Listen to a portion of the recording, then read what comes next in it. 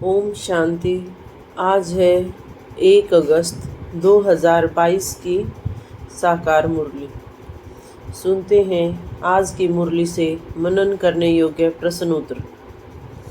पहला प्रश्न है, पाप आत्मा व पुण्य आत्मा किस प्रकार से अलग है? बाबा समझाते हैं, पाप व पुण्य यह दिल रूपी दर्पण में विचार किया जाता है। अभी यह है ही पाप आत्माओं की दुनिया। यहाँ पर कोई भी पुण्य आत्मा नहीं है। पुण्य आत्माओं की दुनिया को सतयुग कहा जाता है। यहाँ पुण्य आत्मा रह नहीं सकती, सब पाप ही करते रहते हैं, क्योंकि अभी रावण राज्य है। खुद कहते भी रहते हैं, हे पतित पावन आओ। इसीलिए हम जानते हैं कि भारत ही पुण्य आत्माओं का खंड था। कोई भी पाप नहीं करते थे। शेर व बकरी इकट्ठा पानी पीते थे, क्षीर खंड रहते थे। अब फिर से बाप कहते हैं, बच्चे क्षीर खंड बनो। पुण्य आत्माओं की दुनिया में चलने के लिए पाप आत्मा से पुण्य आत्मा बनना पड़े, क्योंकि वहाँ पर तमो प्रधान आत्मा रह नहीं सकती। अभी बाप ने हमें यह रोशनी दी है। तुम जानते हो, हम ही सतो प्रधान देवी देवता थे और अब हम खुद ही उनकी महिमा करते हैं। अब खुद ही मनुष्य कहता है, मुझ निर्गुण हारे में कोई गुण नहीं है। पुण्य आत्मा तो देवी देवताएं थे जो पूजे जाते थे। सभी जाकर उनके चरणों में शीश झुकाते थे। अब फिर से भारत रावण राज्य बन चुका है, तो यहाँ पर कोई भी पुण्य आत्मा रह न सके। तो बाबा की श्रीमत पर चलकर अभी हमें पुण्य आत्मा बनना है, ताकि हम पुण्य आत्मा में दोबारा से जा सके। कर्म संन्यास को बाबा ने गलत क्यों बताया?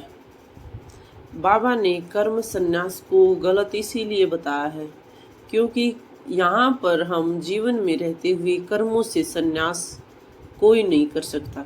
कर्म किए बिना मनुष्य 1 सेकंड भी रह नहीं सकता। यह अक्सर ही रोग है। अभी तो यह चलन हो गया है कि कोई भी कारण होता है तो घर छोड़कर निकल जाते हैं और सन्यासी बन जाते हैं। इसी चलन को देखते हुए बीच में गवर्नमेंट ने ऑर्डर भी निकाला था कि सन्यासियों को भी लाइसेंस होना चाहिए। ऐसे नहीं कि घर से रूठे और बाहर जाकर सन्यासी बने। मुफ्त में ही बहुत माल मिल जाता है। वह है हद का सन्यास। तुम्हारा है बेहद का सन्यास, घर गृहस्थ में रहते हुए कमल पुष्प समान। सतयुग में पवित्र गृहस्थ आश्रम था, गृहस्थ धर्म था। लक्ष्मी नारायण के चित्र भी दिखाते हैं। तो यह कर्म सन्यास अक्सर ही रोग है। यह है कर्म योग राजयोग, अर्थात कर्म करते हुए भगवान की याद। आज की मुरली में बाबा ने कौन सा महामंत्र हमें दिया? बाबा ने आज हमें महामंत्र दिया है कि बाप और वर्षे को याद करते रहो तो तुमको राजधानी, सतयुगी राजधानी का तिलक मिल जाएगा। मीठे मीठे लाडले बच्चे, घर गृहस्थ में रहते हुए कमल फूल समान बनो। जितना प्यार से काम निकल जाता है, उतना क्रोध से नहीं निकलता। तो बाबा हमें शिक्षा देते हैं कि बहुत मीठे बनो। बाप की याद में सदैव मुस्कुराते रहो। देवताओं के चित्रों को देखो, कितने हर्षित रहते हैं। तुम्हें भी उन्हीं की तरह मीठा बनना है।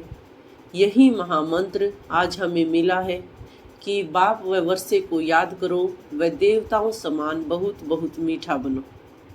जैसी दृष्टि वैसी सृष्टि के दृष्टांत में आज बाबा ने कौन सा उदाहरण दिया?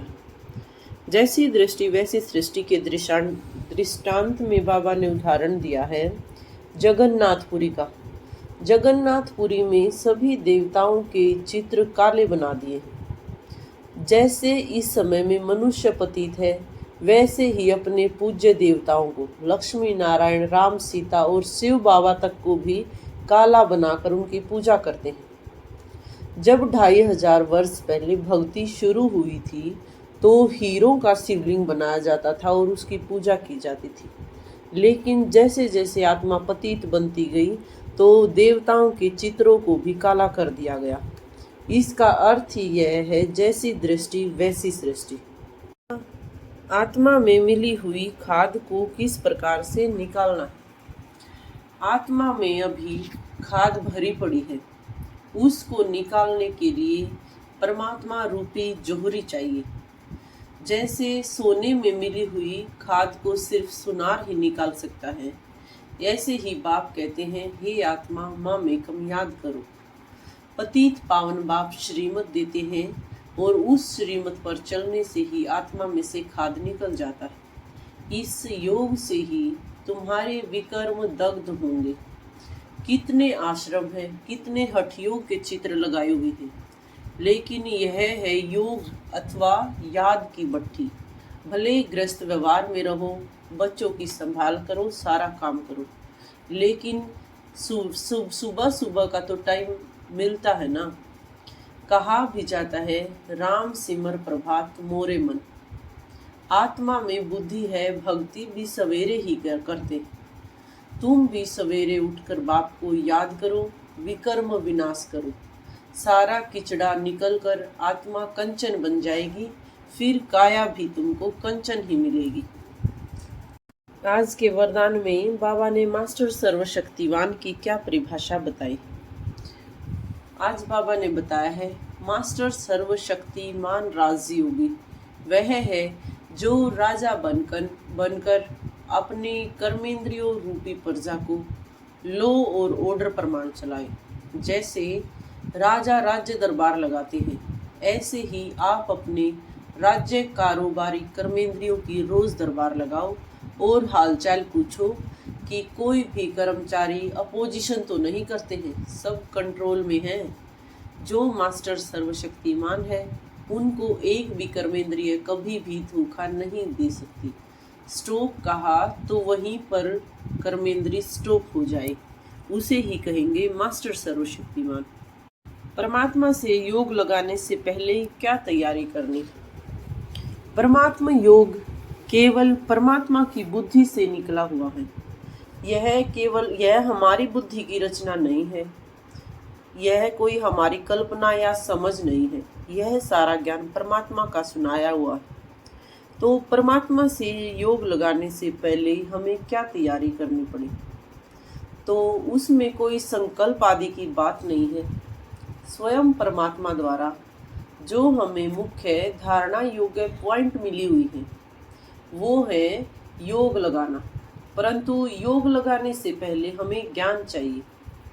तो योग करने के लिए पहले ज्ञान क्यों चाहिए? तो पहले ज्ञान इसलिए चाहिए क्योंकि पहले सोचना, समझना और बाद में योग लगाना। हमेशा ऐसे कहा जाता है कि पहले समझ चाहिए, नहीं तो उल्टा कर्म चलेगा। इसीलिए पहले ज्ञान जरूरी है। ज्ञान एक ऊंची स्टेज है जिसको जानने के लिए बुद्धि चाहिए, क्योंकि वह परमात्मा ऊंच से ऊंच है और ऊंच से ऊंच परमात्मा हमको पढ़ा रहा है, तो हमारी बुद्धि भी क्लीन व क्लियर चाहिए। परमात्मा से एक्यूरेट योग लग सकता है। ज्ञान प्राप्त करना तो 1 सेकंड का काम है, फिर भी हम दिन रात पुरुषार्थ किस लिए करते रहते हैं। तो आज मातेश्वरी के महावाक्यों में मम्मा ने बताया है कि वास्तव में ज्ञान प्राप्त करना तो 1 सेकंड का ही काम है, परंतु यदि मनुष्य 1 सेकंड में समझ जाए कि मैं आत्मा शांत स्वरूप हूँ, परमात्मा की संतान हूँ, यह समझने के लिए तो सिर्फ 1 सेकंड का काम है, लेकिन इस स्वरूप में टिकने के लिए हमें लंबे काल का अभ्यास चाहिए। इसीलिए जो हम पुरुषार्थ करते हैं, वह सिर्फ इसी बात के लिए कर रहे हैं कि जो हमारा स्वधर्म है उसको हम प्रैक्टिकल जीवन में कैसे उतारें। तो इसके लिए हमें अपने पूरे बॉडी कॉन्शियस को भूलना पड़े और सोल कॉन्शियस में स्थित होना पड़े, क्योंकि सोल कॉन्शियस में स्थित होने से ही हम दिव्य गुणों को धारण कर सकते हैं। इसीलिए हमें हर समय हर कदम पर सावधान रहना पड़े, तभी हम ज्ञान को प्रैक्टिकल रूप से अपने जीवन में धारण कर सकते हैं। प्रैक्टिकल ज्ञानी लाइफ होने से क्या फ़ायदा है? यदि हम दिव्य गुणों को धारण करके प्रैक्टिकल ज्ञानी लाइफ बना लेते हैं तो कितनी भी माया हमारे सामने आए, परीक्षाएं आए, परिस्थितियां आए, तो हम हर पल उससे सावधान रहेंगे। भले कितनी भी घटनाएं सामने आएंगी मगर हमारा सामना नहीं कर सकेंगी क्योंकि हम स्वस्थिति में स्थित होंगे। माया सामना तब करती है जब हम अपनी स्वधर्म को भूल जाते हैं, अपने आप को विस्मृत करते हैं। तो यह जो मार्जिन है प्रैक्टिकल लाइफ बनाने की, इसी पे सारी मेहनत करनी। आज का स्लोगन है, समय पर सर्व शक्तियों को कार्य में लगाना ही मास्टर सर्वशक्तिमान बनना। आज की मुरली से स्वमान है, मैं मास्टर सर्वशक्तिमान आत्मा हूँ। मैं कमल आसन पर स्थित साक्षी दृष्टा हूँ। धन्यवाद। ओम शांति, ओम शांति, ओम शांति।